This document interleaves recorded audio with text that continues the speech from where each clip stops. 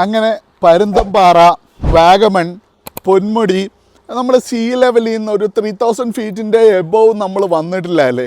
Western guts മാത്രം കിടന്ന് കളിച്ചുകൊണ്ടിരുന്ന നമ്മളിതാ ഈസ്റ്റേൺ ഗട്ട്സിൻ്റെ 70 ഹെയർ പിൻസിൻ്റെ എബോവ് നിൽക്കുന്ന കൊല്ലി ഹിൽസിൻ്റെ മുകളിലാണുള്ളത്.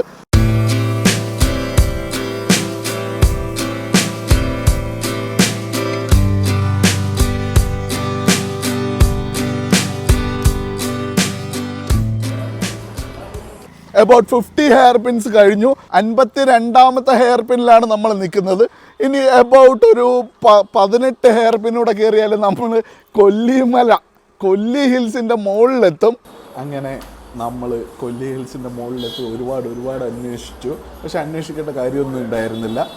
കറക്റ്റ് ഇതിൻ്റെ മാപ്പിൽ മാർക്ക് ചെയ്തേക്കുന്ന പോയിന്റിലെത്തി. ഇവിടുന്നാണ് വ്യൂ പോയിന്റിലോട്ടും എല്ലായിടത്തോട്ടും പോകുന്നത്.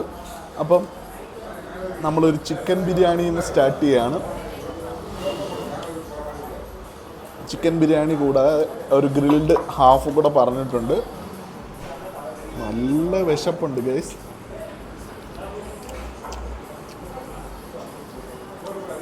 വിശപ്പ് കൂടിയാൽ അതേകൂട്ട് രുചിയും കൂടും. അങ്ങനെ വയറ് നിറച്ച് ചിക്കൻ ബിരിയാണിയും grilled chicken. They called it grilled chicken. I don't know why they called it so. നമ്മുടെ നാട്ടിലെ ഷവായി എന്നൊക്കെ അല്ലേ പറയുക. Grilled chicken. So we will have a tea and we will start from Seekkuppara view point. ഒക്കെ വട ഏതാவது இருக்கா? இங்க ஃபோட்டோல இருக்கு. கேஸ் கம்மி தான்.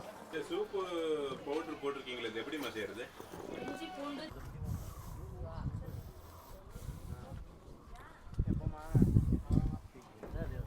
അപ്പം 4300 ഫീറ്റ് ഹൈറ്റിൻ്റെ മുകളിൽ